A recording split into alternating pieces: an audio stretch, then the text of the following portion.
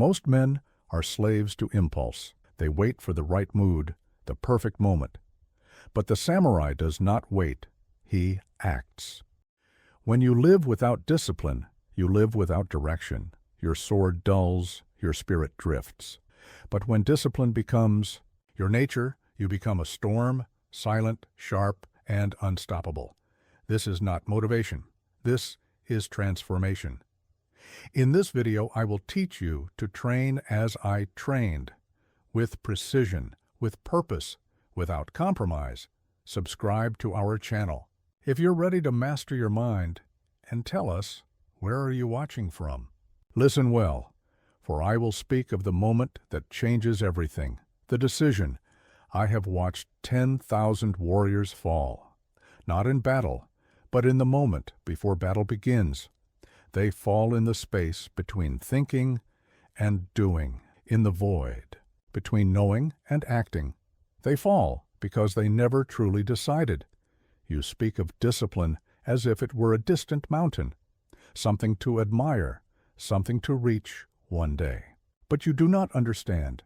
Discipline is not found. It is not granted. It is not inherited from your father or borrowed from your teacher. Discipline is decided. It is chosen with the same deliberate force as drawing your sword. I have lived by the sword for more than 60 years. I have fought more than 60 duels, and in each one, my victory was secured not in the moment of combat, but in the moment of decision. Long before steel met steel, I had already decided. There was no room for doubt, no space for hesitation. The mind was clear, the path was set, and the only question was execution. This is what you must understand about discipline. It is not a game of motivation. It is not about feeling ready or waiting for the perfect moment. These are the thoughts of children playing at being warriors. A true samurai decides once, and that decision becomes his nature. When I was young, I watched the cherry blossoms fall. Each petal drifted exactly where the wind took it. No resistance, no direction of its own. This is how most men live, drifting wherever their impulses carry them. Strong when they feel strong, focused when they feel focused, disciplined when discipline is easy. They are like leaves in the wind, and they will die having lived as leaves do, without purpose, without direction, without true power. But you who seek the way of discipline, you must become the blade that cuts through the wind. You must decide, with all the force of your spirit, that you will no longer drift. This decision must be absolute. It must be final. It must be made with the same commitment as a warrior stepping onto the battlefield knowing there is no way back. Do not tell me you will try. Do not speak to me of what you might do. These are the words of the undecided. They are worse than lies. They are the language of defeat before battle has even begun. Instead, decide now, in this moment. Will you live by design or by drift? Will you master your mind or remain its servant? Will you forge discipline into your nature, or will you join the masses who speak of what they could become but never do? The decision must be made clean, like a cut. There can be no hesitation, no half measures. You are either committed to the way of discipline or you are not. There is no middle path. And once you have decided, truly decided, you must act immediately, in the next hour, in the next minute. The universe bends before those who match decision with immediate action. This is what separates the warrior from the dreamer. Let me be clear, this decision will cost you. It will demand everything comfortable and familiar.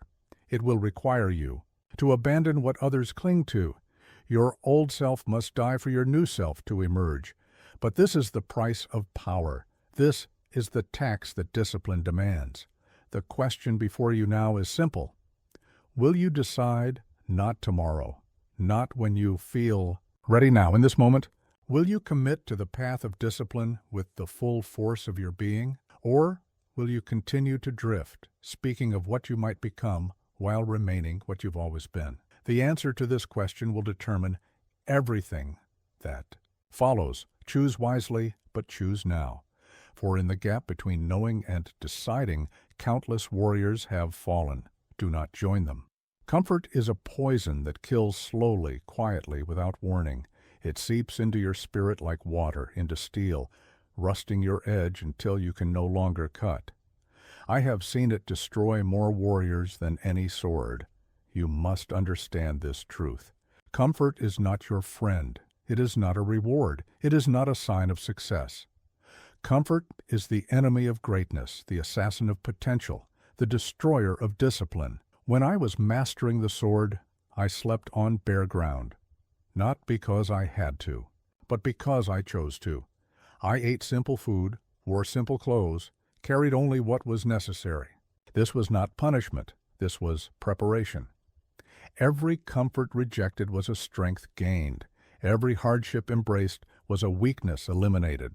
Look at yourself now. Look at how comfort has infiltrated your life. The soft bed that holds you too long in the morning, the easy entertainments that steal your focus, the convenient excuses that keep you from training. These comforts are not serving you. They are disarming you. A sword left in its sheath grows dull. A warrior who avoids discomfort grows weak. This is the law of nature, and it cannot be violated. You cannot become strong while remaining comfortable. You cannot build discipline while avoiding pain. But let me speak plainly about pain. There are two kinds of pain in this world. There is the pain of discipline, and there is the pain of regret. The pain of discipline weighs ounces. The pain of regret weighs tons. Choose now which pain you will carry. When you begin to kill comfort, start with your mornings. The warm bed that beckons you to stay just 5 more minutes is not your friend. It is your first battle of the day, and you must win it. Rise before the sun. Face the cold. Welcome the discomfort of early rising as a warrior welcomes the weight of his armor. Next, attack the comfort in your body. Your body craves ease. It seeks the path of least resistance. This is natural, but it is not beneficial. You must deliberately choose the harder path. Take the stairs, not the elevator. Use cold water, not warm. Stand when you could sit. Run when you could walk. Every time you choose discomfort over comfort, you sharpen your blade. Your mind, too, must be stripped of comfort. It seeks the familiar, the easy, the known. Force it into discomfort. Study what challenges you, practice what frustrates you, face what frightens you. The mind strengthens only when stretched beyond its comfort. But remember this: killing comfort is not about suffering for suffering's sake. It is about building strength through deliberate hardship. A sword is not strengthened by random abuse. It is strengthened by precise, purposeful hammering. So too must your rejection of comfort be purposeful. When you eat, kill the comfort of mindless consumption. Eat for fuel, not pleasure. When you rest, kill the comfort of excessive leisure. Rest for recovery, not escape. When you speak, kill the comfort of empty words. Speak with purpose or do not speak at all. Your possessions are another source of dangerous comfort. Look around you. How many things do you own that own you back? How many comforts have become chains? A warrior needs his sword, his armor, and his resolve. Everything else is potential weakness. The modern world will tell you that comfort is the goal, that ease is the reward, that soft living is the mark of success. They are wrong. These are the philosophies of those who die having never lived, of those who age without growing, of those who exist without purpose. You must understand, the more comfort you kill, the more power you gain. Every comfort is a potential weakness in battle. Every luxury is a potential chain in combat. Every ease is a potential defeat in waiting. But here is what most fail to grasp. When you kill comfort, when you embrace hardship as your teacher, a strange thing happens. You begin to find comfort in discomfort. You begin to find peace in challenge. You begin to find strength in hardship. This is the warrior's paradox. By abandoning the pursuit of comfort, you find a deeper, more lasting peace. So I challenge you now. Identify one comfort that is weakening you, one ease that is dulling your edge, one luxury that is softening your spirit. and kill it. Today, not tomorrow, not when you feel ready, now. For in the battle between comfort and greatness, there can be only one victor. Choose now which one you will serve. The morning is your battlefield. How you move in its first moments determines the outcome of your entire day. I have never met a warrior who mastered combat before mastering his mornings. It cannot be done. When I was young, I believed that greatness was found in the moment of battle. I was wrong. Greatness is forged in the hours before dawn, in the quiet moments when lesser men sleep, in the disciplined preparation that precedes all meaningful victory. The sun does not ask permission to rise. It does not wait for perfect conditions. It does not delay its ascent because it feels tired or unmotivated. This must be your way. Your rising must be as certain as the dawn, as unwavering as the mountain, as consistent as the tide. But let me tell you what most fail to understand about morning mastery. It begins the night before. A warrior who cannot control his evening cannot command his morning. Every hour of sleep lost to mindless distraction is a weakness carried into tomorrow's battle. This is what you must do. As the sun sets, begin your preparation. Clear your mind of the day's chaos. Put away your devices. They are not serving you. They are draining you. Prepare your weapons for tomorrow, your clothes, your training gear, your daily tools. Remove all decisions from your morning path. When you lay down to sleep, do so with purpose. Sleep is not surrender. It is strategic restoration. A samurai does not fall into sleep. He enters it with intention, knowing that his body and mind are being forged anew for tomorrow's challenges. Then, when the morning comes, and it always comes, you must rise immediately. This is non-negotiable. The moment of waking is your first battle of the day, and it must be won decisively. No debate, no negotiation, no compromise. In my years of training, I discovered this truth. The mind is most malleable in the morning hours. This is when patterns are set, when discipline is forged, when warriors are made or broken. The first hour of your day is the hammer that shapes all hours that follow. This is how you must structure your morning hour. Begin with your breath. Before your feet touch the ground, take 10 conscious breaths. This is not meditation for meditation's sake. This is the warrior centering his mind for battle. Each breath is a declaration of control, a statement of mastery over your mind and body. Next, water, cold water. Not for comfort, but for awakening. The shock of cold water is a small death, a minor rebirth. It signals to your body and mind that comfort is not the goal of this day. Then, movement. Your body must be awakened with purpose. I practiced sword forms at dawn, but your weapon may be different. Push-ups, stretches, running, the form matters less than the fact. Move with intention, move with discipline, move with purpose. After movement comes stillness. This is when you sharpen your mind for the day's challenges. Read something that strengthens you. Write your intentions for the day. Plan your attacks. A warrior who begins his day in reactive chaos will end it in defeat. Finally, fuel your body with purpose. Your first meal is not about pleasure, it is about preparation. Choose foods that serve your mission, not your tongue. A warrior's breakfast is medicine, not entertainment. But here is what you must understand about morning mastery. It is not about perfection. It is about persistence. There will be mornings when you fail, when you falter, when you forget. This is not defeat unless you allow it to be. A warrior's strength is not in never falling. It is in always rising. The morning routine I teach you is not a suggestion. It is not a good idea to consider. It is the foundation upon which all other discipline is built. Without morning mastery, you are building a castle on sand. With it, you are forging steel upon steel. So tomorrow morning, when your eyes open, remember this. That moment is your first battlefield, your first test, your first opportunity to prove that your discipline is not just words, but action. Rise like the warrior you claim to be, not the dreamer you used to be. For in the mastery of your mornings lies the mastery of your life. This is the way of the warrior. This is the path of discipline. This is how greatness is forged, one dawn at a time. Emotion is a cloud that obscures the blade. In my 60 duels, I never once struck in anger, never once moved in fear, never once acted from emotion. This was not accident. This was discipline. You who seek the way of the warrior must understand this truth. Emotion is the enemy of execution. When you move with emotion, you move with weakness. When you act from feeling, you act with flaws.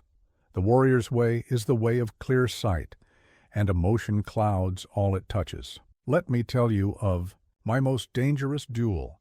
My opponent was skilled, renowned, feared. The crowd expected blood. They expected drama. They expected emotion. But I stood empty, calm, clear, like still water reflecting the moon. I moved only with purpose, never with passion. That emptiness was my shield. That clarity was my sword. This is what you must learn. Emotion is not power. It is not fuel. It is not your friend. Emotion is fog on your blade, rust in your joints, poison in your strategy. The modern world will tell you to follow your heart, to trust your feelings. This is the advice of those who have never had to trust their life to their decisions. When you train, train without emotion. Do not wait until you feel like it. Do not stop when you don't feel it anymore. These feelings are irrelevant to your purpose. A sword does not feel its way through a cut. It simply cuts. When you face challenges, face them without emotion. Fear is useless. Anxiety is worse than useless. Worry is a weight that no warrior can afford to carry. See only what is. Assess only what matters. Act only on what serves your purpose. But understand this. Moving without emotion does not mean becoming cold. It does not mean becoming mechanical. It means becoming clear, like a mountain lake, still enough to reflect the entire sky, yet powerful, enough to carve through stone. This is how you begin. First, observe your emotions without engaging them. When anger rises, watch it rise. When fear emerges, watch it emerge. When doubt appears, watch it appear. Be the sky that watches the clouds, not the clouds themselves. Next, understand that every emotion is a choice, not in its arrival, but in its continuation. You choose to remain angry. You choose to stay afraid. You choose to hold on to doubt. A warrior chooses differently. A warrior chooses clarity over emotion, purpose over feeling. In your daily life, practice emotional clarity. In small moments, when someone insults you, do not react from emotion. Respond from purpose, or do not respond at all. When a challenge frightens you, do not act from fear. Move from clarity, or do not move at all. When desire tempts you, do not follow its pull. Act from principle, or do not act at all. This practice must become constant. Every moment is an opportunity to choose clarity over emotion. Every interaction is a chance to practice emotional discipline. Every challenge is an invitation to move without the cloud of feeling. The modern world drowns in emotion. It celebrates feeling. It worships passion. And in doing so, it creates warriors of paper, samurai of silk, easily torn, easily burned, easily defeated. You must be different. You must be steel. Think of the master archer. In the moment of release, there is no emotion, no hope, no fear, no desire. There is only the arrow, the target, and the space between. This must be your way in all things. See what is. Do what must be done, nothing more. But remember this. Emotional clarity is not achieved through suppression. You cannot become clear by forcing emotion down, by pretending it doesn't exist. True clarity comes from rising above emotion, from seeing it for what it is.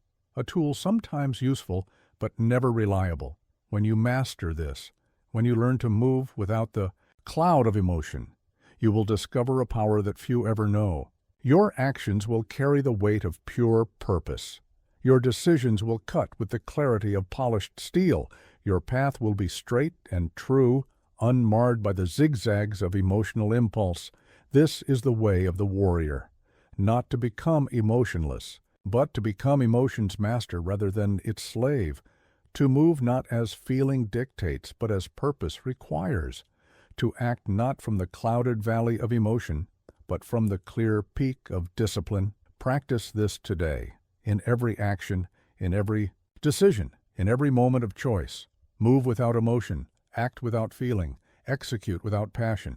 Let purpose be your guide, clarity be your way, discipline be your strength, for in the end, it is not the most emotional warrior who prevails. It is the clearest. It is not the most passionate samurai who triumphs. It is the most purposeful. This is the truth I have learned in 60 duels, in 60 years of the sword. This is the truth you must now make your own. Listen carefully, for I will tell you of a weapon more powerful than any sword, more decisive than any strategy. This weapon is routine, not the mundane patterns that trap lesser men in mediocrity, but the deliberate, disciplined routines that forge warriors into legends. In my years of mastery, I discovered this truth. Greatness lives in routine, not in moments of inspiration, not in bursts of effort, not in sporadic spurts of motivation. Greatness is built in the regular, repeated actions that most consider too simple to be significant. Every morning for decades I performed the same sword movements, the same cuts, the same steps, the same breathing patterns. Observers called it monotonous. They were blind to its power. These routines weren't chains. They were the forge in which I hammered my excellence into instinct. You must understand this principle. Routine is not about variety. It is not about excitement. It is about deepening. Each repetition of a proper routine carves your excellence deeper, like water flowing over rock, gradually but inexorably creating something profound. This is how you build an unshakable routine. First, identify the essential actions that serve your purpose, not what you enjoy, not what impresses others, what works, what matters, what serves. Strip away everything else. A warrior's routine must be pure purpose, free from decoration. Next, arrange these actions in a sequence that flows naturally. Like a well-practiced sword form, each movement should lead inevitably to the next. Your morning routine, your training routine, your study routine, your rest routine, all should flow like water, smooth and unbroken. But here is what most fail to grasp about routine. It must be protected with the same ferocity as a samurai protects his lord. Your routine is not a suggestion. It is not a preference. It is a command, a law, a covenant between your present self and your future greatness. When you begin your day, your routine should be automatic. No decisions, no negotiations, no questions. Like a sword being drawn, the action should be clean, decisive, and inevitable. This is how routine becomes power, when it removes the weakness of choice from actions that matter. In my dojo, I taught this truth. The difference between a master and an amateur is not talent. It is routine. The amateur practices until he gets it right. The master practices until he cannot get it wrong. This is the power of routine. It makes excellence automatic. Your training routine must be especially sacred. It must be performed. Regardless of mood, regardless of circumstance, regardless of fatigue, the body must learn that these actions are as inevitable as the sunrise, as regular as the tides. This is how physical discipline becomes mental strength. But remember this, routine is not about perfection. It is about persistence. There will be days when your routine is disrupted, when circumstances interfere, when life intervenes. This is not failure unless you allow it to be. A warrior's routine is like a river. If blocked in one direction, it finds another path, but it never stops flowing. Your evening routine is as crucial as your morning one. It is the sheath that protects your blade, the rest that prepares for tomorrow's battle. A warrior who cannot routine his rest will soon have no strength for his routine. In your daily life, build routines within routines. How you enter a room, how you begin a task, how you end a day. These smaller routines are like the individual moves within a sword form, each one precise, purposeful, practiced until they become natural. But here is the subtle truth about routine that most never grasp. Routine does not restrict freedom, it creates it. When the essential actions of life become automatic, your mind is freed for higher purposes. When excellence becomes routine, innovation becomes possible. Think of the master calligrapher. His routine of brushstrokes does not limit his art, it enables it. Because the basics are routine, his mind is free to create beauty. This is the paradox of routine. Through discipline comes freedom. Through structure comes power. Your routines must be built with this understanding. They are not chains to restrict you. They are rails to guide you. They are not walls to confine you. They are foundations to support you. Every great warrior I have known has been a master of routine. So begin today. Take one essential action and make it routine, not for a day, not for a week, but forever. Let it become as natural as breathing, as automatic as blinking. This is how you forge the invisible blade of routine, through unwavering commitment to simple, powerful actions. Remember, the greatest sword masters did not master 10,000 different cuts. They mastered 10 cuts, practiced 10,000 times. Each. This is the way of routine. This is the path to mastery. This is how discipline becomes destiny. For in the end, we are not what we do occasionally, we are what we do routinely. Make your routines worthy of the warrior you wish to become. The deepest waters move in silence. The sharpest blade cuts without sound. The strongest warrior trains without announcement. This is the way of true power, silent, certain, unstoppable. In my years of mastery, I observed this truth. Those who speak most of their intentions accomplish least of their goals. Those who proclaim their ambitions loudest achieve them slowest. The mouth that opens too often drains the spirit that should be channeled into action. You who seek the way of discipline must understand this. Silence is not merely the absence of noise, it is the presence of power. When you speak of your plans, you leak their energy. When you announce your goals, you diminish their force. When you seek approval for your path, you weaken your resolve. Let me tell you of the youngest samurai I ever trained. He never spoke of becoming great, never announced his training goals, never boasted of his progress. He simply appeared each dawn, trained with fierce intensity, and disappeared with the sunset. In 3 years, he became what others failed to. Become in 10. This was not coincidence. This was the power of silence. This is what you must learn. The world is full of noise, full of those who speak of what they will do, could do, should do. Your path must be different. Let others talk. You must act. Let others announce. You must execute. Let others seek attention. You must seek excellence. When you begin a new discipline, tell no one. When you start a new practice, inform no one. When you set a new goal, speak of it to no one. This is not about secrecy. This is about energy conservation. Every word spoken about your intentions is energy that should have been invested in their accomplishment. Think of the archer who speaks constantly of his aim, who announces each shot before it is taken, who explains his technique to all who will listen. His arrows rarely find their mark. But the archer who works in silence, who practices in solitude, who lets his results speak for him, this archer never misses. This silence must extend to your mind as well. The internal chatter of self-doubt, self-proclamation, self-congratulation, all must be quieted. A warrior's mind must be like a still pond, undisturbed by the ripples of unnecessary thought. In your training, embrace silence.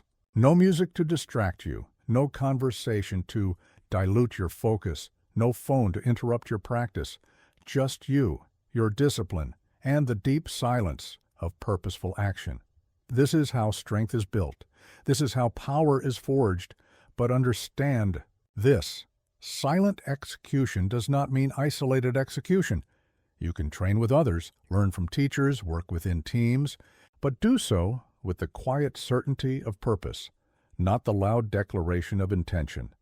Let your actions speak. Let your results teach. Let your progress inspire. When you achieve something significant, resist the urge to broadcast it. When you reach a goal, avoid the temptation to announce it. When you master a skill, let others discover it through your actions, not your words. This is not pride disguised as humility. This is power, preserved through silence. The modern world will tell you to build your brand, to share your journey, to document your process. They are wrong. These are the strategies of merchants, not warriors. A true warrior's brand is his excellence. His journey is in his results. His process is in his impact. In your daily life, practice silent execution in small ways. Don't announce. Your workout, complete it. Don't talk about your diet, follow it. Don't discuss your goals, achieve them. Let others wonder what you are doing while you focus on simply doing it. This extends to your victories as well. When you succeed, succeed quietly. When you win, win silently. When you achieve, achieve without announcement. This is not about hiding your light. It is about understanding that true power needs no advertisement. But remember this, silence is not the same as disconnection. You can still teach others, still share wisdom, still contribute to your community, but do so through demonstration, not declaration, through results, not rhetoric, through impact, not announcement. The warrior's silence has 3 levels: physical silence, the discipline of the tongue; mental silence, the discipline of the mind; and spiritual silence, the discipline of the ego.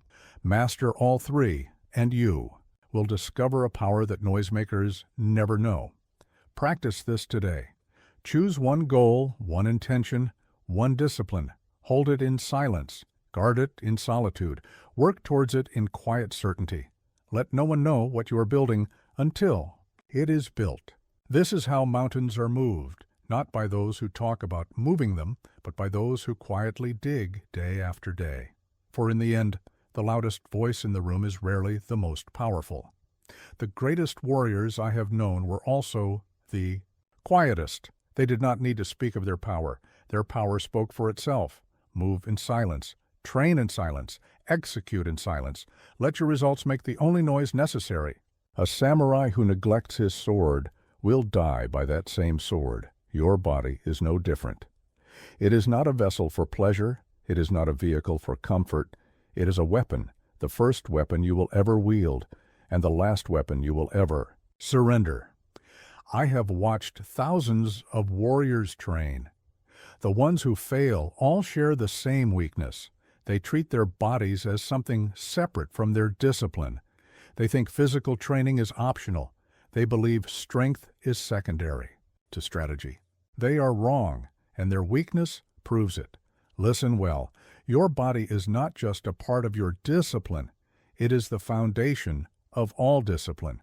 When your body is weak, your mind follows. When your body is soft, your spirit bends. When your body is untrained, your whole being is unprepared for the battles that matter. In my 6 decades of swordsmanship, I maintained one truth. The body must be harder than the challenges it faces. This is not about appearance. This is not about aesthetics. This is about forging your physical being into something unbreakable. This is how you must approach physical discipline. First, understand that your body is a weapon that must be sharpened. Daily. Not when you feel like it, not when it's convenient. Daily. Like a sword that must be polished, your body must be trained with unwavering consistency. Your training must be complete. Strength without flexibility is brittle. Endurance without power is useless. Speed without control is dangerous. A warrior trains all aspects of his weapon, its edge, its balance, its durability. Your body requires the same complete attention. But hear this crucial truth. Motivation is irrelevant to physical discipline.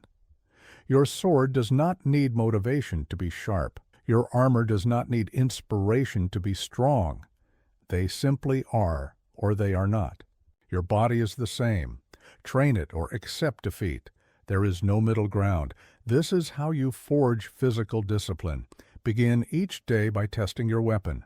Move your body through its full range. Feel its strengths. Acknowledge its weaknesses. A samurai inspects his blade before battle. You must inspect your body before facing each day's challenges. Your nutrition is not about taste or pleasure. It is about maintaining your weapon. Eat clean, simple foods that serve your purpose. A warrior does not poison his blade. Do not poison your body with excess, with junk, with mindless consumption. Every meal is either strengthening or weakening your weapon. Rest is not laziness. It is maintenance. But rest must be earned through effort. A sword is not laid to rest until it has done its work. Your body must be the same. Train hard. Rest deep. This is the rhythm of physical mastery. In your training, forget what others do. A sword is not concerned with how other swords are wielded. Your body's discipline is yours alone. Train with the intensity your battles demand. Train with the consistency your goals require. Train with the focus your future deserves. But understand this, physical discipline is not about punishment. You do not sharpen a sword by abusing it. You do not strengthen steel by breaking it. Your training must be intense but intelligent. Challenging but calculated. Difficult but deliberate. The modern world will tell you that comfort is king, that ease is the goal, that physical effort should be minimized. They are training you for weakness. They are preparing you for defeat. A warrior's body must be accustomed to effort, familiar with strain, comfortable with challenge. Your physical practice must become as natural as breathing. The warrior does not debate whether to train. The sword does not question whether to cut. Action must be automatic. Discipline must be default. Training must be inevitable. Here is what most fail to understand about physical discipline. It is not separate from mental discipline. Every physical challenge you overcome strengthens your mind. Every bodily limitation you push through fortifies your spirit. The body is not just a weapon. It is a teacher. In your daily life, treat every physical action as training. How you sit, how you stand, how you move. A sword is a sword even when it's sheathed. Your body is a weapon even in its simplest actions. Maintain your posture, control your movements, own your space. Your breathing must be mastered. It is the rhythm of your weapon. Controlled breathing, controlled body, controlled mind, controlled destiny. This is the chain of power that begins with physical discipline. Practice this today. Choose one aspect of your physical discipline to master, one movement to perfect, one strength to build, one weakness to eliminate. Focus on it with the same attention a swordsmith gives to folding steel. This is how warriors are forged, one disciplined action at a time. For remember this, in the final battle, when all else is equal, it is physical discipline that decides victory. When minds are equally sharp, when skills are equally honed, when spirits are equally willing, it is the better forged weapon that prevails. Your body is your first battlefield. Win there, and all other victories become possible. Lose there, and no other victory can save you. This is the way of the warrior. This is the path of physical discipline. This is how you forge yourself into a weapon worthy of your purpose. The weakest warriors I have known were slaves to their feelings. They trained when they felt motivated. They fought when they felt ready. They rested when they felt tired. They all died as they lived, ruled by the shifting winds of emotion rather than the unchanging steel of discipline. Understand this truth. Your feelings are irrelevant to your purpose. They are clouds passing across the sky of your consciousness, temporary, shifting, unreliable. A warrior does not wait for the right feeling any more than a sword waits for the right mood to cut. In my years of training samurai, I discovered this principle. The gap between mediocrity and mastery lies in this single decision. Will you act only when you feel like it, or will you act because it must be done? This is not a question of motivation. It is a question of discipline. Listen carefully. The modern world has deceived you. It has taught you to trust your feelings, to follow your heart, to wait until you're ready. This is the philosophy of defeat. Your feelings do not know your purpose. Your heart does not know your path. Readiness is a lie that weakness tells. To delay action. This is how you must train. When you feel tired, train. When you feel discouraged, train. When you feel unprepared, train. When you feel overwhelmed, train. Your feelings are not your master. Your discipline is. Your emotions are not your guide. Your purpose is. But understand this crucial distinction. This is not about ignoring your body's true signals. A warrior knows the difference between the mind's weakness and the body's wisdom. Learn to distinguish between the voice of legitimate need and the whisper of convenient excuse. In your daily practice, make this your standard. The more you don't feel like doing something important, the more vital it is that you do it. This is not masochism. This is mastery. Every time you act despite negative feelings, you strengthen the muscle of discipline. Think of the sword in winter. It does not refuse to cut because the air is cold. It does not dull because the day is dark. It remains what it is, sharp, ready, purposeful. Your discipline must be the same. External conditions are irrelevant. Internal states are irrelevant. Only purpose matters. Here is what separates the warrior from the dreamer. The warrior has learned to use negative feelings as fuel. Fatigue becomes a challenge to overcome. Doubt becomes a reason to prove strength. Fear becomes an opportunity to demonstrate courage. Every negative feeling becomes a test to pass, a battle to win. In your training, remove all conditions. Do not say, I will train if I feel energetic. Do not say, I will practice when I feel focused. Do not say, I will begin when I feel ready. These are the words of one who will never master anything. Start now. Start tired. Start afraid. Start unprepared. But start. The rhythm of discipline must be stronger than the rhythm of feeling. Like the beating of your heart, your essential actions must continue regardless of your emotional weather, your training, your practice, your discipline. These must be as automatic as your breath, as regular as your pulse. But remember this, acting regardless of feeling does not mean acting without intelligence. A warrior is not a machine. He is not unfeeling. He simply refuses to let feelings dictate his actions. Feel what you feel, but do what must be done. In your daily life, practice this principle in small ways first. When you don't feel like rising, early, rise anyway. When you don't feel like keeping your word, keep it anyway. When you don't feel like facing a challenge, face it anyway. Each small victory over feeling builds the strength for larger ones. Your mind will present you with endless excuses, endless reasons to delay, to skip, to postpone. Recognize these for what they are, tests of your resolve. Every excuse ignored is a battle won. Every justification rejected is a victory claimed. This is the paradox that most never grasp. The more you act regardless of feeling, the more your feelings align with your actions. The more you train despite fatigue, the more energy you find. The more you face fears, the less power they hold. Action creates its own motivation. Practice this today. Identify one important action you've been postponing until you feel ready. Do it now. Do it tired. Do it scared. Do it unprepared. But do it. This is how warriors are made, not by waiting for the perfect feeling, but by acting in spite of every imperfect one. For in the end, history remembers what you did, not how you felt about doing it. Your legacy will be written in actions, not emotions. Your impact will be measured by your discipline, not your mood. The way of the warrior is not the way of comfort, not the way of convenience, not the way of feeling.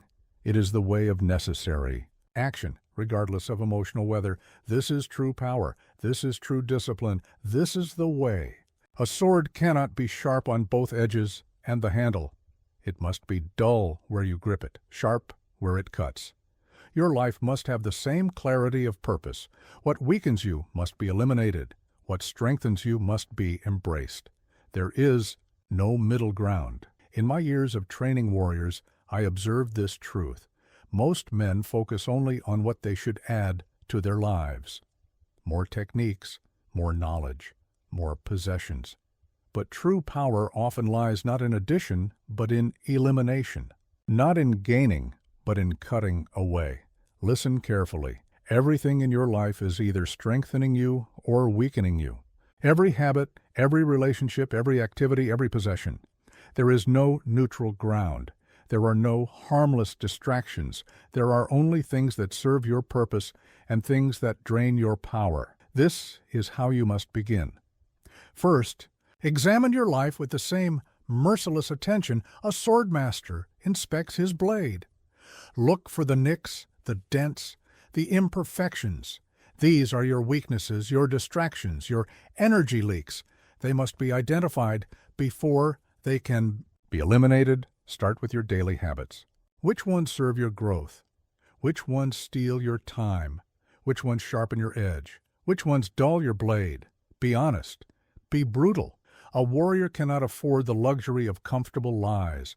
Your possessions must face the same scrutiny. Every object you own requires energy to maintain, space to store, attention to manage. How many of your possessions truly serve your purpose? How many are merely decorating your cage? A warrior travels light, carries only what strengthens his path. But hear this crucial truth. The hardest things to eliminate are not things at all. They are people, relationships that drain you, connections that weaken you, associations that pull you from your path. This is not about cruelty. It is about clarity. Some people are not meant to walk your way. In my dojo, I taught this principle. Your environment shapes your excellence. If you surround yourself with those who accept mediocrity, you will become mediocre. If you surround yourself with those who embrace weakness, you will become weak. Choose your company as carefully as a samurai chooses his sword. Your mind must be cleared as well. Eliminate thoughts that weaken you, doubts that serve no purpose, fears that have no foundation, worries that waste your energy. Your mind must be like a blade, sharp, clear, unburdened by unnecessary weight. The modern world fills your life with distractions, entertainment that wastes your time, technology that fragments your focus, information that clouds your clarity. These are not harmless diversions. They are silent assassins of excellence. They must be eliminated. But understand this. Elimination is not about living less. It is about living more purposefully. When you eliminate what weakens you, you create space for what strengthens you. When you cut away distraction, you make room. For discipline, your time, your most precious resource, must be guarded with special ferocity. Eliminate activities that waste it, commitments that drain it, obligations that steal it. Time spent on weakness cannot be spent on strength. Hours given to distraction cannot be given to discipline. In your training, eliminate unnecessary movement. Eliminate wasted energy. Eliminate unfocused effort. A sword does not flourish for show. It moves only to cut. Your practice must have the same purity of purpose. But remember this, elimination is not a single act. It is a constant practice. Like a garden that must be constantly weeded, your life must be constantly cleared of what weakens you. What you allow to remain, you strengthen. What you permit, you promote. Practice this today. Choose one thing that weakens you, one habit that drains you, one distraction that dilutes your power. Eliminate it. Not tomorrow, not gradually. Today. Completely. This is how warriors are forged, through ruthless elimination of weakness. Your schedule must face this blade of elimination. Cut away meetings that waste your time. Cut away commitments that drain your energy. Cut away obligations that do not serve your purpose. Your time is your life. Guard it as a samurai guards his lord. The digital world especially must be mastered. Your phone is either a tool or a tyrant. Your devices are either serving your purpose or stealing your power. Be merciless in eliminating digital distractions. They are the modern warrior's greatest test of discipline. For understand this final truth, what you eliminate is often more important than what you cultivate. A sword is defined as much by what has been ground away as by what remains. Your discipline will be defined as much by what you refuse as by what you embrace. This is the way of the warrior, not endless addition, but purposeful elimination, not constant gathering, but conscious cutting away, not mindless accumulation, but mindful reduction to what truly matters. For in the end, your power will not be measured by how much you can handle, but by how much you can eliminate. Your strength will not be shown by how much you can carry, but by how much you can cut away. This is the path to true power. This is the way to unshakable discipline.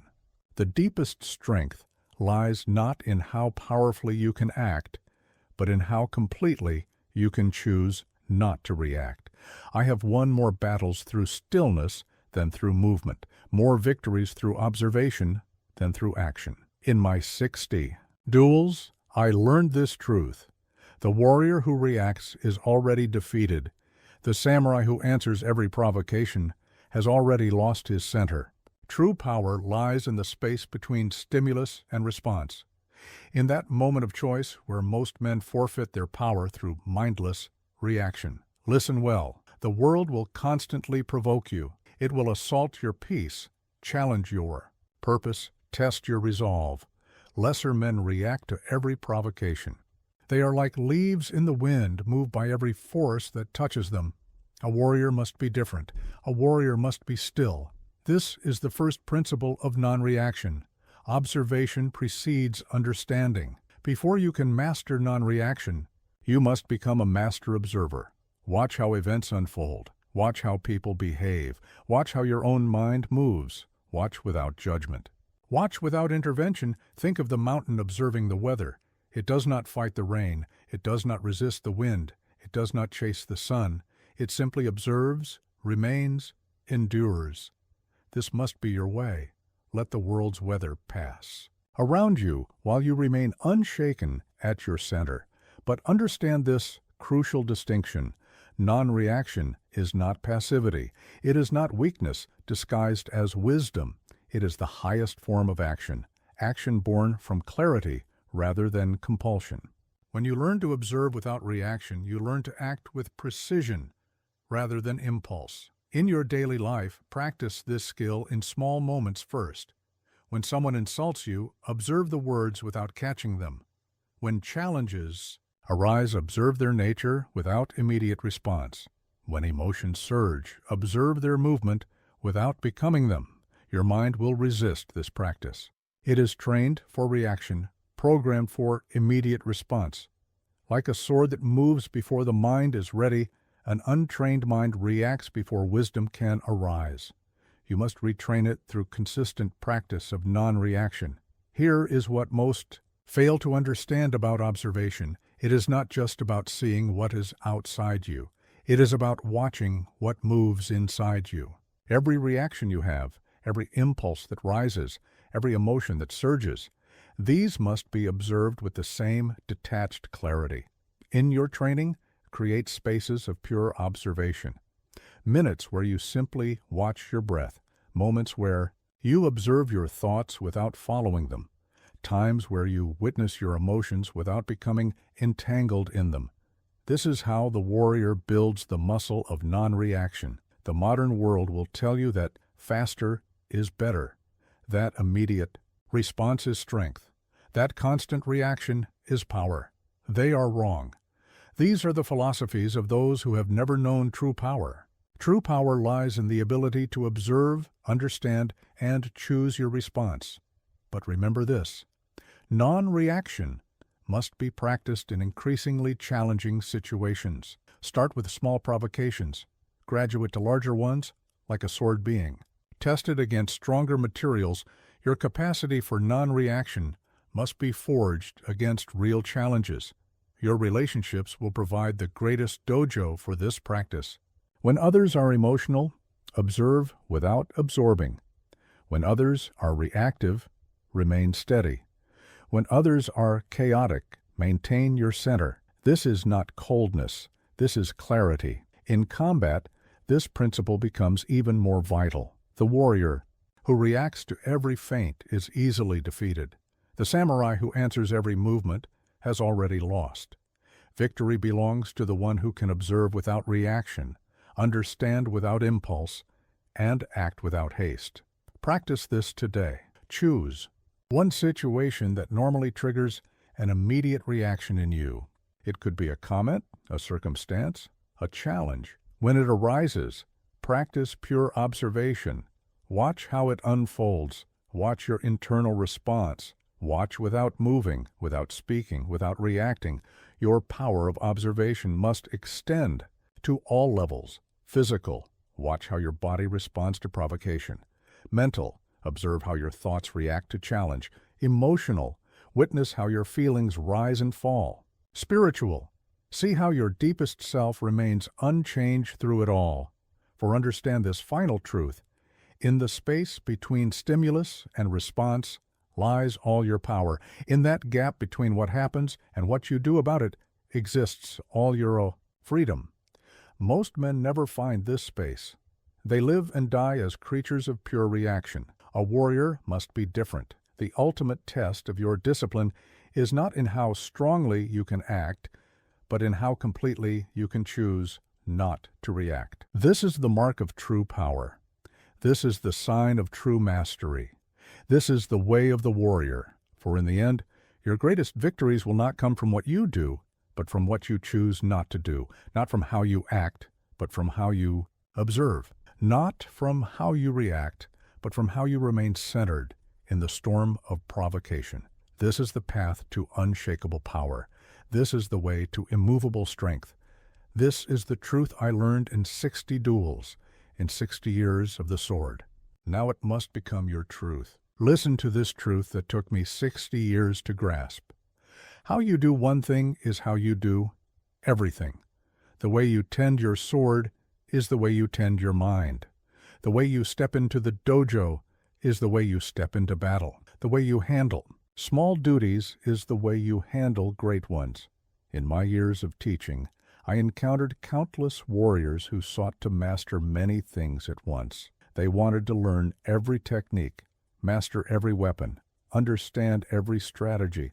They all failed, not because they lacked talent, but because they lacked understanding of this principle. Mastery comes through the deep study of one thing. Understand this: excellence is not found in quantity of knowledge, but in quality of execution. A warrior who knows 1,000 techniques poorly is far weaker than one who knows 10 techniques deeply. A scattered mind produces scattered results.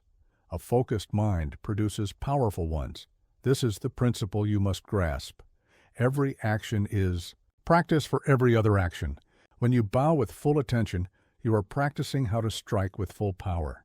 When you clean your space with complete care, you are practicing how to defend with complete awareness. When you arrange your shoes with precision, you are practicing how to arrange your life with purpose. But hear this crucial distinction. This is not about becoming narrow. It is about becoming deep. Like a well that reaches far beneath the surface to find pure water, your practice must penetrate beneath the surface of actions to touch their essential nature. In my dojo, I taught this truth. If you want to understand everything, study one thing completely. Through the mastery of one discipline, all disciplines become clear. Through the perfection of one movement, all movements become possible. Through the understanding of one principle, all principles become accessible. Your training must begin with this understanding. Choose one fundamental skill, one basic practice, one essential movement. Master it completely, not partially, not mostly, completely. This mastery will teach you more about excellence than 1,000 shallow attempts at different skills. Think of the bamboo. It grows in one direction, up. It does not waste energy growing in all directions. It does not scatter its force. Through this single-minded focus, it becomes both strong and flexible. This must be your way. Choose your direction. Grow there with all your force. But understand this: the way of one thing is not about ignoring everything else. It is about finding everything else through the deep study of one thing. When you truly master how to swing a sword, you learn how to master yourself. When you truly perfect one movement, you learn how to perfect any movement. In your daily life, practice this principle in small ways first.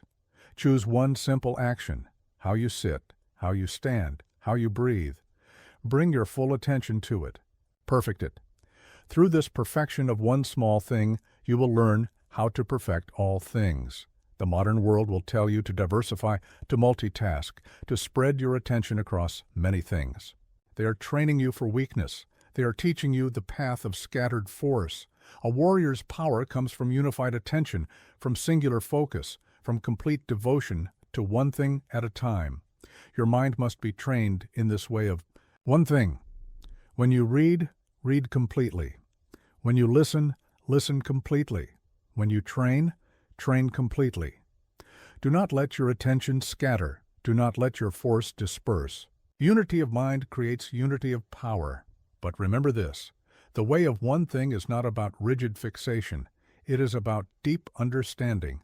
Like water that shapes itself to any container, while remaining essentially water, your mastery of one thing should give you flexibility in all things. Practice this today. Choose one action that you perform regularly. It could be as simple as how you open a door, how you hold your chopsticks, how you tie your belt. Bring your complete attention to this one action. Perfect it. Through this perfection of one small thing, begin to understand the perfection of all things. Your training sessions must embody this principle. Better to practice one technique 1,000 times than 1,000 techniques once. Better to master one form completely than to know many forms superficially. Better to understand one principle deeply than to memorize many principles shallowly. For understand this final truth: mastery is not found in complexity, but in simplicity, mastered completely. The highest achievement is not in knowing many things, but in penetrating one thing so deeply that it reveals the nature of all things. This is why the master appears to move simply while the novice moves complexly.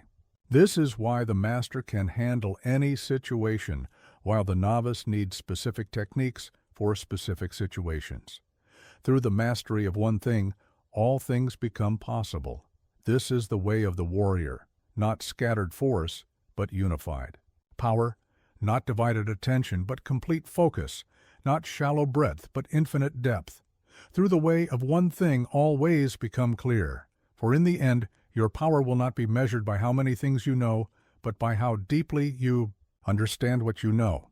Your mastery will not be judged by the quantity of your techniques, but by the quality of your execution. This is the path to true power. This is the way to complete mastery. This is the truth that took me 60 years to learn. Now it must become your truth. A sword is forged in fire, not in comfort. It is shaped by hammer blows, not gentle touches. It is strengthened by intense heat, not pleasant warmth. You who seek the way of discipline must understand this truth.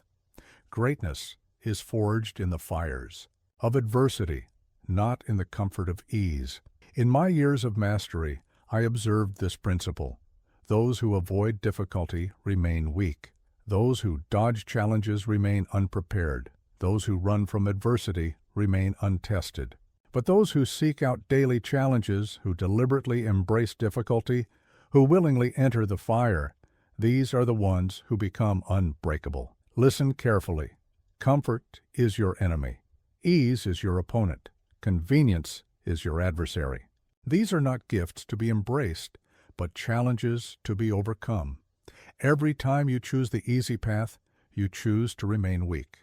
Every time you avoid difficulty, you avoid growth. This is how you must train. Seek out what challenges you. Move toward what scares you. Step into what tests you, not occasionally, not when you feel ready, daily. The warrior who trains only in comfortable conditions will break in uncomfortable ones. But understand this crucial distinction. Seeking the fire does not mean being reckless. It does not mean charging blindly into danger. It means deliberately choosing challenges that will forge you into something stronger. Like a swordsmith who knows exactly how much heat the steel needs, You must choose your fires wisely. In my dojo, I taught this truth. If your training never makes you uncomfortable, you are not training at all. If your practice never pushes you to your limits, you are not practicing at all. If your discipline never tests your resolve, you are not growing at all. Your daily life must become a dojo of deliberate challenge. Take the stairs instead of the elevator, not because you must, but because it challenges you. Choose the harder task over the easier one, not because it's necessary, but because it strengthens you. Embrace the difficult conversation, the demanding project, the challenging situation, not because they're unavoidable, but because they're transformative. Think of the oak tree that grows strong by facing the wind. It does not wish for calm days. It does not pray for gentle breezes. Through resistance, it builds strength. Through adversity, it develops power. This must be your way. But here's what most fail to understand about seeking the fire. It's not about the intensity of the challenge, but the consistency of facing it. Small daily challenges consistently faced forge greater strength than occasional massive ones. The warrior seeks not just the great battles, but the small daily fires that temper the spirit. In your training, deliberately create challenges. If a movement is comfortable, make it more difficult. If a practice is easy, increase its intensity. If a skill is mastered, find a new edge to sharpen. Never allow yourself to plateau in comfort. The modern world will tell you to avoid stress, to minimize challenge, to seek constant comfort. They are teaching you the path to weakness. They are showing you the way to vulnerability. A warrior knows better. A warrior understands that stress, properly applied, creates strength. Your mind must be trained to see challenges differently.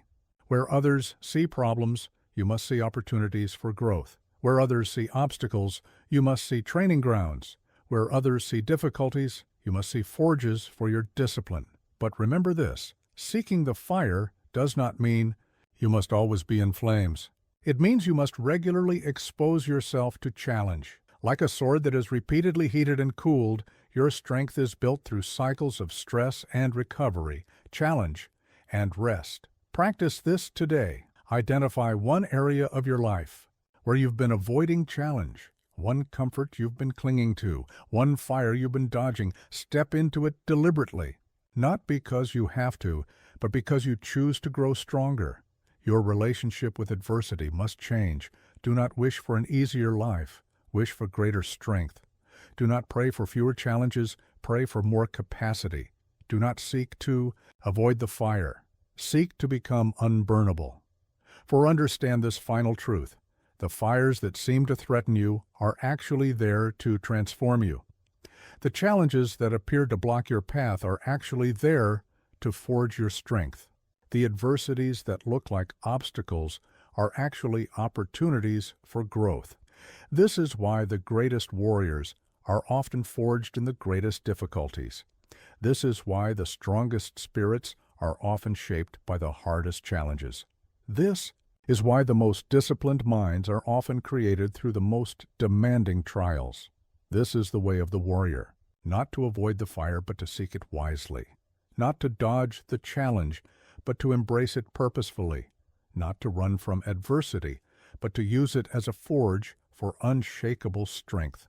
For in the end, you will not be judged by how much comfort you enjoyed, but by how much fire you endured. You will not be measured by how much ease you found, but by how much challenge you embraced. You will not be remembered for how much you avoided, but for how much you overcame. This is the path to true power. This is the way to unbreakable discipline. This is the truth that every warrior must learn. Greatness lives on the other side of the fire. Now go seek yours. A sword does not seek comfort. A blade does not pursue pleasure. Their purpose is to cut, and in that purpose lies their power. You who seek the way of discipline must understand this truth. Pleasure is temporary, but purpose is eternal.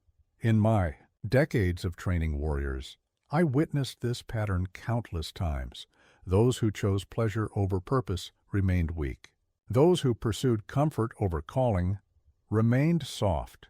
Those who selected ease over excellence remained mediocre, but those who subordinated all pleasure to purpose, these were the ones who became unstoppable. Listen well. Pleasure is not your enemy. It is not evil. It is not wrong, but it must be your servant, never your master. When pleasure drives your decisions, you become weak. When comfort guides your choices, you become vulnerable. When ease directs your path, you become lost. This is how you must approach every decision. Ask not, "What do I want now?" but "What serves my purpose?" Ask not, "What feels good?" but "What makes me stronger?" Ask not, "What is pleasant?" but "What is necessary?" This is how warriors think. This is how masters choose. But understand this crucial distinction. Choosing purpose over pleasure does not mean rejecting all enjoyment. It means ordering your life so that pleasure serves purpose, not the other way around. Like a sword that is beautiful but never at the expense of being sharp, your life can contain pleasure but must never be ruled by it. In my dojo, I taught this principle. The pleasure of victory is earned through the pain of preparation. The pleasure of mastery is earned through the discomfort of practice. The pleasure of achievement is earned through the sacrifice of discipline. Any pleasure not earned through purpose becomes poison. Your daily choices must reflect this hierarchy: purpose first, pleasure second. When you eat, choose what serves your strength, not just your taste. When you rest, choose what restores your power, not just your comfort. When you train, choose what builds your skill, not just your satisfaction. Think of the arrow in flight. It does not seek comfort. It does not pursue pleasure. It moves only toward its target, and in that singular purpose finds its perfect expression. This must be your way.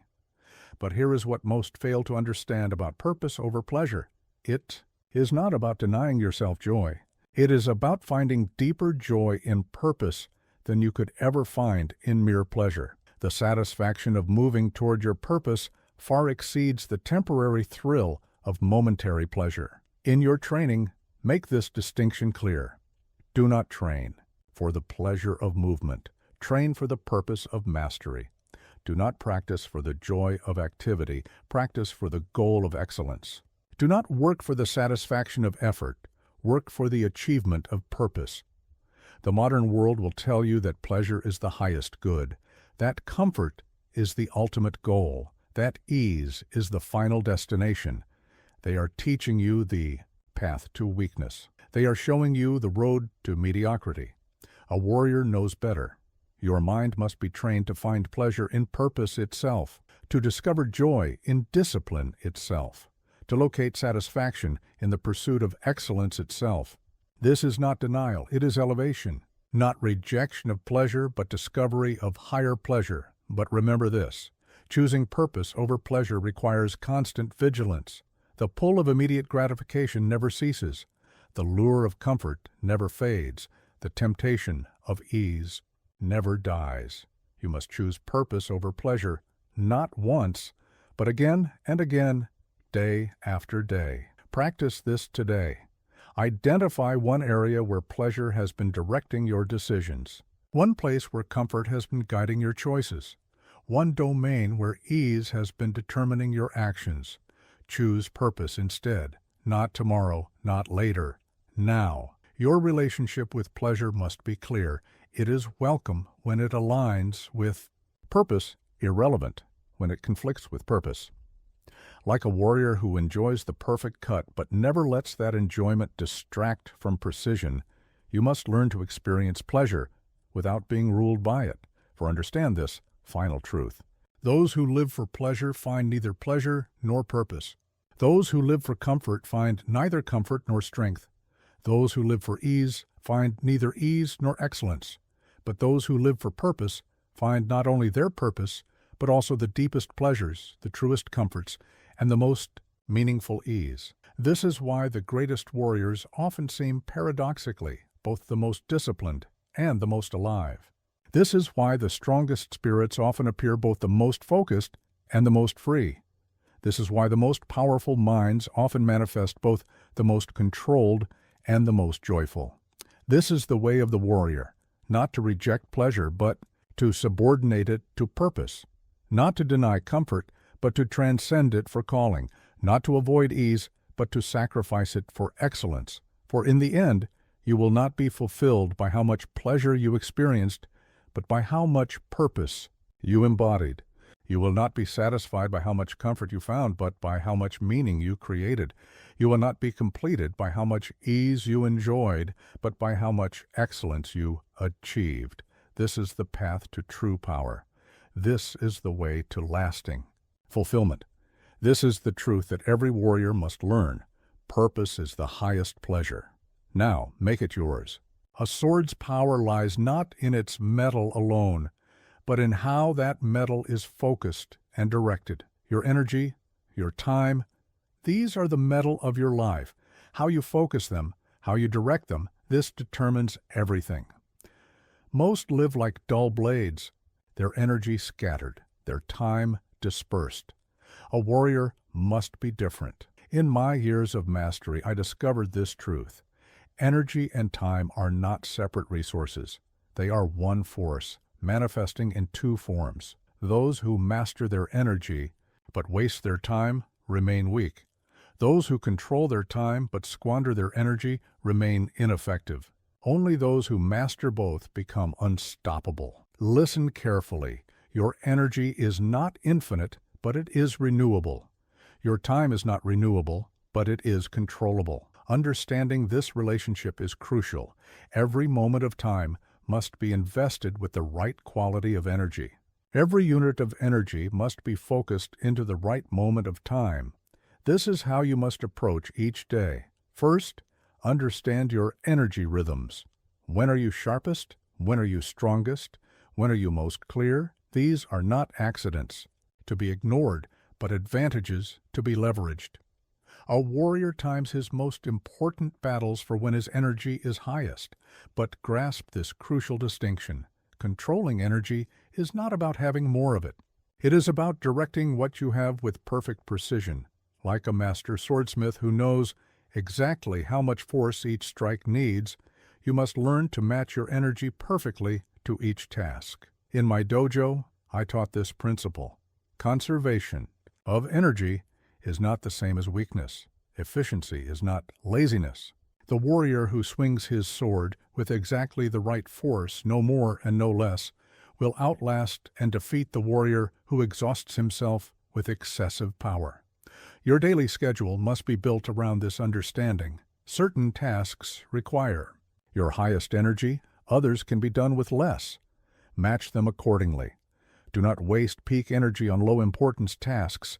Do not attempt crucial work with depleted force. This is strategy, not preference. Think of the breathing of a master archer. In the crucial moment of release, his breath is perfectly controlled. Before and after, it flows naturally. This must be your way with energy. Intense focus when needed. Conscious restoration when possible. Never waste in either state. But here is what most fail to understand about energy and time. They flow together. Poor energy management makes time feel shorter. Poor time management makes energy feel depleted. Master both, and you create a cycle of power that builds upon itself. In your training, apply this wisdom. There are times for intense effort and times for active recovery, times for explosive power and times for gentle movement, times for absolute focus and times for deliberate rest. Learn to distinguish these moments and honor their different demands. The modern world will tell you to push constantly, to hustle endlessly, to grind ceaselessly. They are teaching you to exhaust yourself. They are training you to burn out. Away. Warrior knows better. Sustainable power comes from rhythmic movement between expenditure and renewal. Your mind must be trained to recognize both true tiredness and false fatigue. True tiredness requires strategic rest. False fatigue requires disciplined persistence. Like a sword that knows when it needs sharpening and when it needs using, you must learn to read your own state accurately. But remember this, controlling your time and energy is not about becoming rigid. It is about becoming intentional. Like water that flows with perfect efficiency around obstacles, you must learn to direct your forces with both strength and flexibility. Practice this today. Audit your energy and time for one full day. Where is your force being wasted? Where is your time being scattered? Where could better alignment create greater power?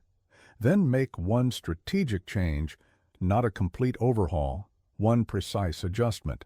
Your relationship with interruptions must change. Every interruption is both an energy drain and a time thief. Guard against them fiercely. Like a samurai who creates a zone of silence around his meditation, you must create a space of focus around your important work. For understand this final truth: mastery of energy and time is not about doing more. It is about doing what matters, with complete force. It is not about filling every moment, but about making every moment full with the right quality of energy. This is why the greatest warriors seem to accomplish more while appearing less busy. This is why the strongest spirits seem to have more time while doing more important work. This is why the most disciplined minds seem to have endless energy while expending it purposefully. This is the way of the warrior, not constant activity, but strategic focus, not endless effort, but perfect timing, not scattered force, but directed power. For in the end, your impact will not be measured by how busy you appeared, but by how effectively you directed your forces. Your power will not be judged by how much energy you expended, but by how wisely you invested it. Your mastery will not be evaluated by how many hours you filled, but by how purposefully you used them. This is the path to true power. This is the way to sustainable strength. This is the truth that every warrior must learn. Energy and time are your primary weapons. Master them, and you master everything. The strength of a sword lies not in its shine, but in its steel. The power of a warrior lies not in his appearance, but in his integrity. And the first integrity, the foundation of all others, is the keeping of promises to oneself. When you break your word to yourself, you forge weakness into your very core. In my years of training warriors, I witnessed this truth.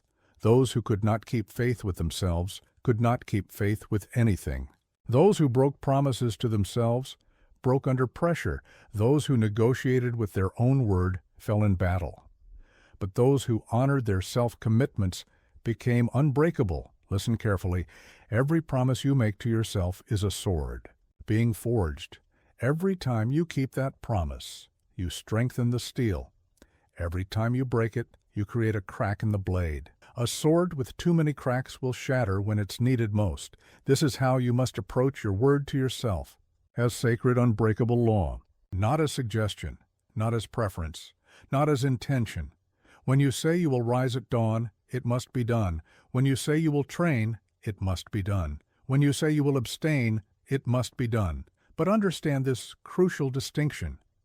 Keeping your word to yourself is not about perfection. It is about integrity. When you fail, and you will fail, acknowledge it immediately, correct course instantly, and immediately make a new promise you know you can keep. In my dojo, I taught this principle. Better to make one small promise and keep it than to make many grand promises and break them. Start with promises you know you can keep. Build the muscle of self-trust slowly, steadily, surely. Like a sword being folded thousands of times, each small promise kept adds to your strength. Your daily life must become an arena of promise-keeping. Promise yourself you will drink water first thing in the morning, then do it. Promise yourself you will train for 10 minutes, then do it. Promise yourself you will read one page, then do it. Small promises kept consistently forge unshakable integrity. Think of the bamboo. It does not promise to grow to the sky in a day. It promises to grow a little each day, and it keeps this promise without fail. This must be your way. Make promises you can keep, then keep them without exception. But here is what most fail to understand about keeping promises to yourself. It's not about the size of the promise, it's about the steadiness of the keeping. A small promise kept builds more strength than a large promise broken. A modest commitment honored creates more power than a grand oath abandoned. In your training, apply this wisdom. Do not promise yourself you will train for hours if you know you cannot. Promise yourself you will do one perfect form, then do it. Promise yourself you will maintain proper posture for 1 minute, then do it. Build from promises kept, never from promises broken. The modern world will tell you that breaking promises to yourself is normal, that everyone does it, that it's acceptable to negotiate with your own word. They are teaching you to forge weakness into your foundation. They are training you to build failure into your core. Your mind must be trained to treat self-promises as unbreakable contracts, not because you will never fail, but because you must take each promise and each failure to keep them with complete seriousness. A warrior does not make excuses to himself. He makes amends and he makes new promises. But remember this, keeping your word to yourself requires strategy. Do not make promises in moments of high motivation that you will have to keep, in moments of low energy. Do not commit to actions in times of strength that you will have to perform in times of weakness. Be strategic with your self-promises. Practice this today. Make one small promise to yourself, one commitment so modest you know you cannot fail to keep it. Then keep it as if your life depended on it. Because in truth, your life as a warrior does depend on it. Every promise kept builds the foundation of your power. Your relationship with your own word must be your most sacred relationship. For if you cannot trust yourself, you cannot trust your training. If you cannot believe your own promises, you cannot believe in your own potential. If you cannot keep faith with yourself, you cannot keep faith with your purpose. For understand this final truth. Every time you break a promise to yourself, you weaken not just that promise, but all promises. Every time you keep a promise to yourself, you strengthen not just that promise, but your entire character. This is why the greatest warriors are often the most reliable. This is why the strongest spirits are often the most trustworthy. This is why the most disciplined minds are often the most dependable. They have learned that external trust begins with internal integrity. This is the way of the warrior, not perfect promise-keeping, but perfect seriousness about promises. Not freedom from failure, but immediate recovery from falls. Not grand oaths, but small promises kept with religious devotion, for in the end you will not be judged by how many promises you made, but by how many you kept. You will not be measured by the size of your commitments, but by the consistency of your follow-through. You will not be evaluated by your intentions, but by your integrity. This is the path to true power. This is the way to unshakable strength. This is the truth that every warrior must learn. Your word to yourself is the foundation of all other power. Guard it accordingly. Every day is a battle. Not sometimes, not occasionally, every single day. The moment you open your eyes, you enter the battlefield of life. Most people wake up unprepared, step onto this battlefield unarmed, and face their challenges unready. This is why most people fall. In my decades as a swordsman, I learned this truth. The battle is won before it begins. Every duel I fought was decided not in the moment of combat, but in the thousands of moments of preparation that came before. Those who wait until the battle begins to prepare have already lost. Listen well. Life will test you daily. It will challenge your resolve, probe your weaknesses, attack your foundations. These are not obstacles to your path. They are your path. Every day brings its own form of combat, its own type of warfare, its own battlefield to be mastered. This is how you must begin each day as a warrior preparing for battle. Not in anxiety, not in fear, but in readiness. Your morning routine is not just habit, it is armor being donned. Your daily practices are not just activities, they are weapons being sharpened. Your mindset is not just attitude, it is strategy being deployed. But understand this crucial distinction. Preparing for battle does not mean living in constant tension. It means living in constant readiness. Like a sword that is sharp but at rest, you must be prepared but peaceful, ready but relaxed, capable but calm. In my dojo, I taught this principle. The time to sharpen your sword is not when you see your enemy approaching. The time to strengthen your stance is not when the battle begins. The time to calm your mind is not when chaos erupts. Preparation must be constant, daily, habitual. Your daily preparation must cover all dimensions. Physical is your body ready for today's challenges? Mental, is your mind sharp for today's decisions? Spiritual, is your spirit prepared for today's tests? Emotional, is your heart steady for today's turbulence? Think of the master archer who checks his bow, tests his string, examines his arrows before every practice session. This must be your way with life. Check your tools, test your readiness, examine your preparations every single day. But here is what most fail to understand about daily preparation. It's not about preparing for specific battles. It's about maintaining such a high level of readiness that you can handle any battle that comes. The warrior is ready not because he knows what's coming, but because he knows himself. In your training, implement this wisdom. Every session is preparation for the next session. Every practice is preparation for the next practice. Every day is preparation for the next day.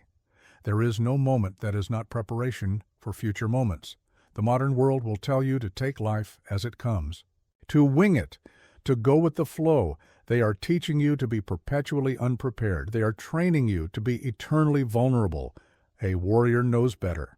Readiness is not paranoia. It is power. Your mind must be trained to see every activity as preparation.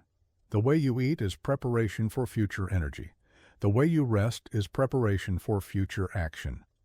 The way you train is preparation for future challenges. Nothing is neutral.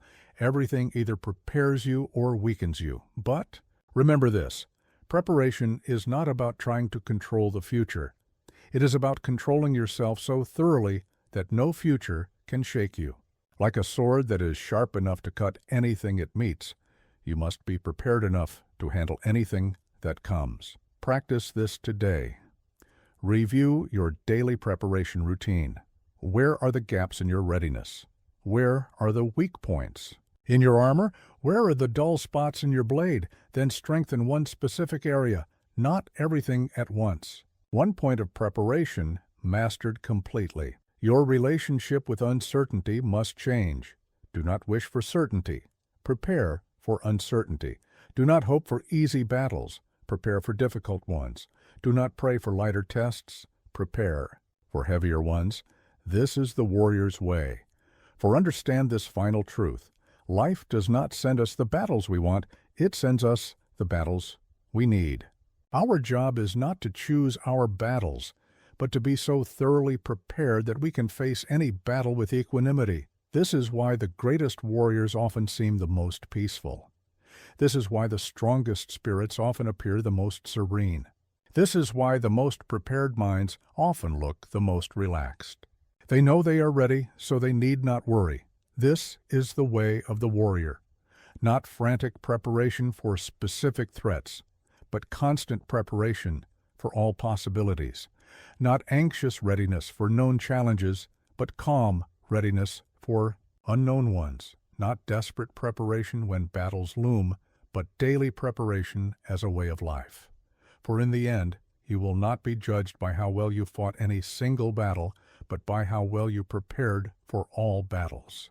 You will not be measured by how you handled one challenge, but by how ready you stayed for every challenge. You will not be evaluated by your performance in known tests, but by your readiness for unexpected ones. This is the path to true power. This is the way to unshakable confidence. This is the truth that every warrior must learn. Daily preparation is daily victory. Now make it your way. A sword does not make excuses for failing to cut. A blade does not justify its dullness. They either perform their purpose or they do not. You who seek the way of discipline must understand this truth. Excuses are nothing but lies wrapped in explanation. They are poison to your power, death to your discipline. In my years of mastery, I witnessed this pattern countless times. Those who had the most excuses achieved the least results. Those who had the most justifications showed the least progress. Those who had the most explanations demonstrated the least excellence. But those who refused to excuse themselves, these were the ones who became unstoppable. Listen carefully. Every excuse you accept from yourself builds a wall between you and your greatness. Every justification you embrace crafts a chain around your potential. Every explanation you allow creates a prison for your power. A warrior cannot afford this luxury. This is how you must approach your practice. There are reasons, and there are results. Reasons explain failure.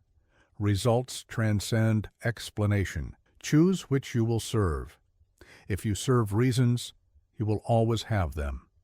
If you serve results, you will eventually have those instead. But understand this crucial distinction: rejecting. Excuses does not mean rejecting reality. It means refusing to let reality become a permanent limitation.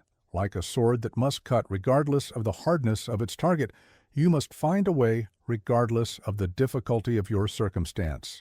In my dojo, I taught this principle. Your circumstances are your dojo. Your limitations are your teachers. Your obstacles are your opportunities. The warrior does not wish for better conditions. He makes better use of existing ones. Your daily practice must become excuse-proof. Too tired to train? Train anyway. Too busy to study? Study anyway. Too stressed to maintain discipline? Maintain it anyway. The moment you accept an excuse, you accept defeat. Think of the mountain. It does not excuse its height to those who must climb it. It does not justify its steepness to those who must scale it. It simply is what it is, and you must rise to its challenge. This must be your way. But here is what most fail to understand.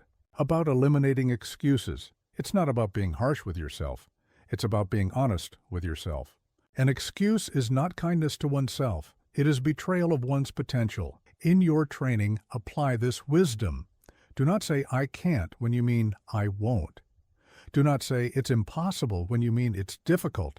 Do not say, "I'm not ready," when you mean, "I'm afraid." Clarity is the enemy of excuses. The modern world will offer you endless excuses. It will provide you with countless justifications.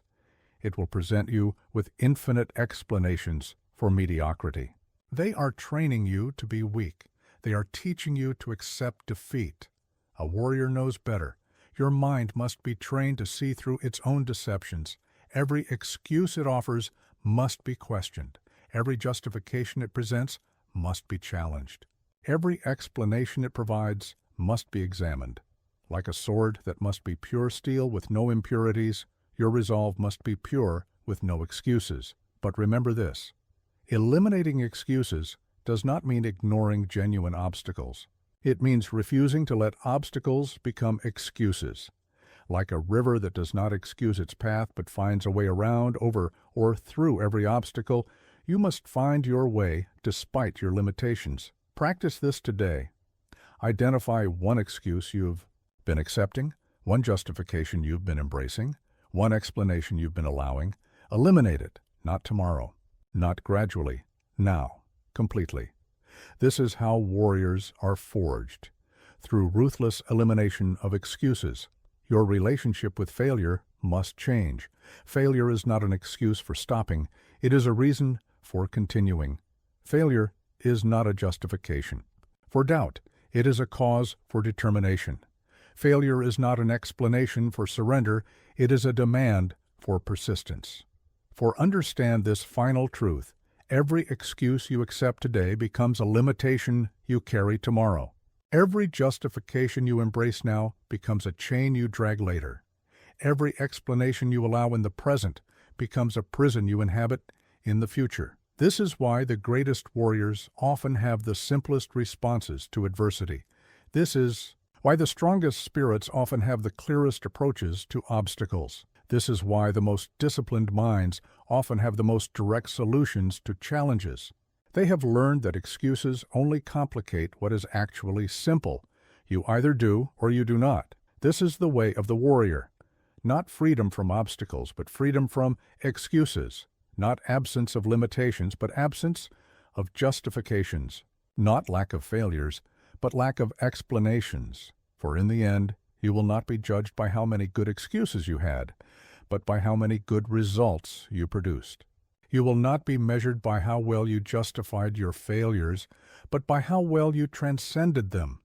You will not be evaluated by how convincingly you explained your limitations, but by how completely you overcame them. This is the path to true power. This is the way to unstoppable progress. This is the truth that every warrior must learn. Excuses and excellence cannot coexist. Choose now which you will serve. There is one truth that every warrior must face. You will die. Not might die, not could die, will die. This is not a tragedy to be avoided, but a reality to be embraced. For in this truth lies the most powerful question you will ever answer. Will you die with discipline, or will you die with regret? In my 60 years of swordsmanship, I have seen death many times. I have watched warriors die in battle, masters die in peace, students die in training. And this I know with absolute certainty.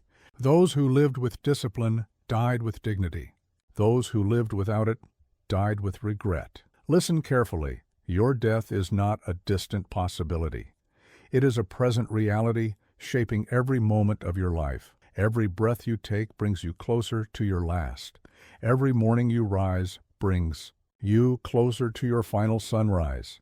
Every action you take brings you closer to your last deed. This is how you must live, not in fear of death, but in awareness of it. Not in denial of your mortality, but in partnership with it. Death is not your enemy. It is your advisor. It tells you what matters. It shows you what's worth doing. It reveals what deserves your discipline. But understand this crucial distinction. Awareness of death is not about being morbid. It is about being motivated. Like a sword that knows it will eventually break and therefore strikes with perfect purpose, you must live with the knowledge that your time is finite and therefore must be spent with perfect discipline. In my dojo, I taught this principle. Train as if each session could be your last. Practice as if each repetition could be your final one. Live as if each day could be your closing chapter. This is not anxiety, it is clarity. This is not fear, it is focus. Your daily choices must be made in this light. Will this action bring me closer to dying with discipline or dying with regret? Will this decision lead me toward a death I can face with pride or one I will face with shame? Will this moment strengthen my resolve or weaken my spirit? Think of the cherry blossom. It does not try to live forever. It does not cling to the branch in fear. It blooms with complete beauty, falls with complete grace, and in doing so, becomes immortal. This must be your way. But here's what most fail to understand about dying with discipline. It's not about the moment of death. It's about all the moments that lead to it. Every time you choose discipline over comfort, every time you choose purpose over pleasure, every time you choose growth over ease, you are choosing how you will die. In your training, apply this wisdom. Do not train for tomorrow. Train for your legacy. Do not practice for next week. Practice for your legend. Do not work for short-term gains. Work for eternal principles. The warrior's path is not about extending life. It is about deepening it. The modern world will tell you to avoid thinking about death, to distract yourself from mortality, to pretend you have forever. They are teaching you to die with regret. They are training you to face your end with shame. A warrior knows better. Your mind must be trained to use death as clarity. When you are uncertain, ask death. When you are confused, consult mortality. When you are weak, remember your finite time. Death is the ultimate clarifier of purpose, the final destroyer of excuses. But remember this, choosing to die with discipline does not mean choosing a joyless life. It means choosing a life so purposeful, so directed, so meaningful that joy becomes deeper than pleasure, satisfaction becomes greater than comfort, and peace becomes stronger than ease. Practice this today. Make one decision as if it were your last. Choose one action as if it were your final statement. Live 1 hour as if it were your remaining time. This is not about drama. It is about clarity. This is not about fear. It is about focus. Your relationship with time must change. Do not count the years you might have left. Make every year count. Do not measure the days remaining. Make every day matter. Do not calculate the hours left. Make every hour worthy of your discipline. For understand this final truth. We all die twice. First, in body, then in memory. How you live determines how you die. How you die determines how you are remembered. And how you are remembered determines your immortality. This is why the greatest warriors often face death with the most peace. This is why the strongest spirits often meet their end with the most grace. This is why the most disciplined minds often approach their finale with the most serenity. They have learned that a life of discipline creates a death without regret. This is the way of the warrior. Not to seek death, but to seek life so meaningful that death becomes merely a period at the end of a perfect sentence. Not to chase immortality, but to live with such discipline that immortality becomes a natural consequence, for in the end you will not be judged by how long you lived, but by how well you lived. You will not be measured by the years in your life, but by the life in your years. You will not be evaluated by when you died, but by how you died. This is the final choice every warrior must make. Will you die with discipline, or will you die with regret? Will you face your end with the steel of resolve, or with the rust of remorse? Will you meet death as a warrior or as a wanderer? Choose now. Choose well. Choose with the clarity that comes from knowing your time is finite, your purpose is eternal, and your discipline is your destiny. For this is the ultimate truth. We are all dying. The only question is, are we dying with discipline, or are we dying with regret? Now go and live your answer.